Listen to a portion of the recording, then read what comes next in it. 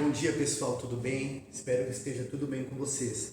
Eu sou o professor Fábio Cardoso, sou professor de História, sou professor de Ensino Fundamental 2, leciono para alunos dos 6º e 7º anos e agora eu vou conversar com vocês sobre civilizações pré-colombianas, em especial sobre a civilização azteca. Sim, pessoal, a aula de hoje ela vai contemplar uma habilidade da BNCC, é a habilidade EF07HI03. Identificar aspectos e processos específicos das sociedades africanas e americanas antes da chegada dos europeus, com destaque para as formas de organização social e desenvolvimento de saberes e técnicas. Então, pessoal, o objetivo da aula de hoje é que vocês compreendam, que vocês identifiquem as formas de organização social e desenvolvimento de saberes e técnicas da civilização azteca, uma civilização que teve seu início em 1325 e seu término no ano de 1520, quando Hernán Cortés derrotou o imperador Montezuma, ok?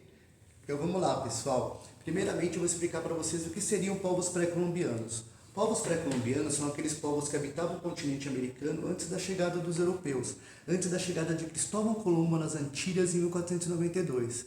Tinha uma diversidade muito grande de culturas, povos e etnias aqui no território americano, mas 3 delas se sobressaíram.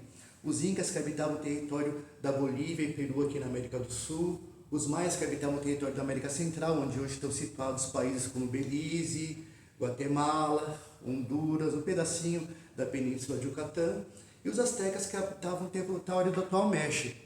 Pessoal, não é à toa que o México leva esse nome.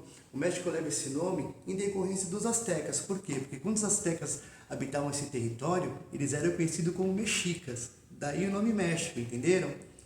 O termo Azteca foi criado no século XIX para designar essa civilização e remete ao mito de fundação deles. Eles teriam vindo de uma cidade que chamava Aztlán, que ficava ao norte. Ninguém sabe ao certo onde ficava essa cidade, mas eles teriam vindo de uma cidade que chamava Aztlán, por isso que eles são Aztecas. Aztecas, o povo de Aztlán, ok?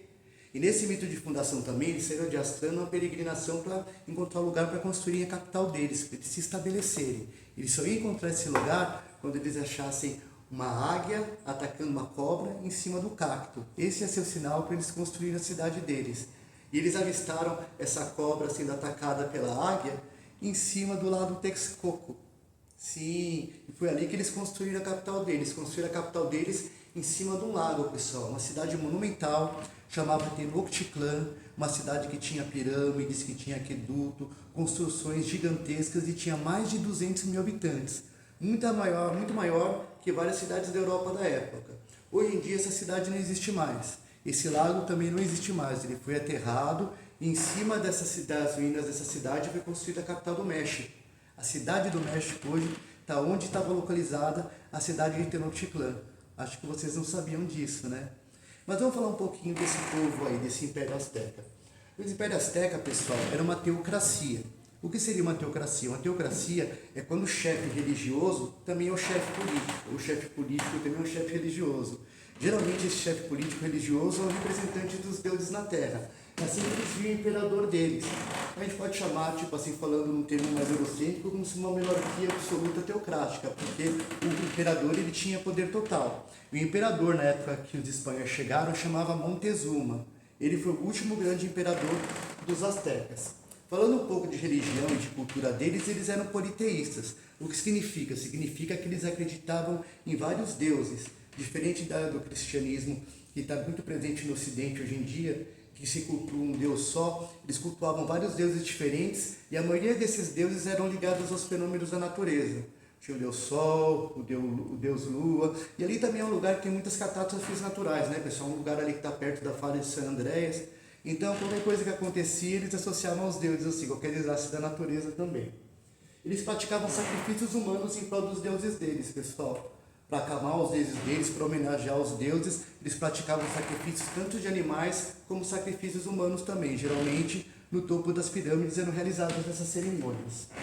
A escrita desse povo era pictográfica. Eles não tinham alfabeto fonético com letras como tem hoje em dia. Daí um pouco a escrita egípcia. Pictografias são aqueles desenhos, né? Então eles não tinham alfabeto fonético, a escrita deles era baseada em desenhos e pictografias. Eles conheciam muito de astronomia, também tinha um lado religioso desse conhecimento de astronomia deles, E eles tinham um calendário de 365 dias como temos hoje em dia. Legal, né? Falando da economia deles, a economia deles era baseada na agricultura. Eles plantavam diversos produtos, como tomate, batata, o cacau, que o cacau eles produziam chocolate. Se você achava que o chocolate era europeu, porque você vê aquele chocolate Toblerone, aqueles Alpes suíços, não.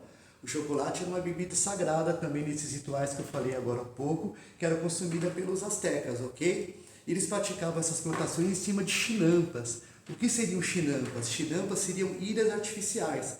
Eles não construíram a cidade em cima no lago, então não tinha muito lugar para plantar, né? Eles resolveram esse problema, tipo assim, produzindo ilhas artificiais, que eram chamadas chinampas. Em cima dessas chinampas, eles praticavam a agricultura.